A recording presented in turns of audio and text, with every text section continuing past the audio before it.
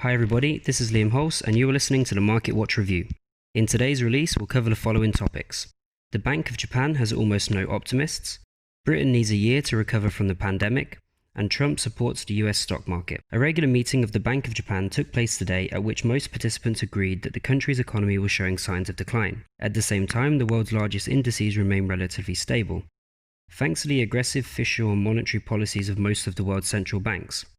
Therefore, as the economic situation in the rising sun worsens, the demand for Japanese yen will increase. The price chart of the US dollar and Japanese currency pair shows that the quotations are still held in wide sidewall, 106.6 to 108, and only periodically exceeding it.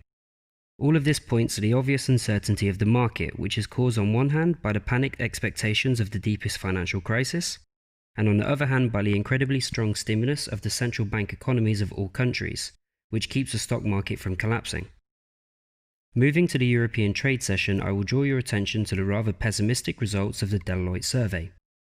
Only in the second half of 2021 will 49% of large British companies recover to the level of early 2020, and 33% of companies are going to do this in the next 9 months. As a result, there is no prospect of a rapid recovery, which is also evidenced by a number of bankruptcies. The upward trend of the currency pair Euro and Great British Pound indicates that the British currency remains less attractive even compared to the Euro, thus confirming the moderately pessimistic results of the survey of major British companies. Therefore, only the early appearance of an effective vaccine can restore interest in risky assets by strengthening Great British Pound. Traditionally, on the first day of the week, the saturation of news background remains low, with the American session being no expectation.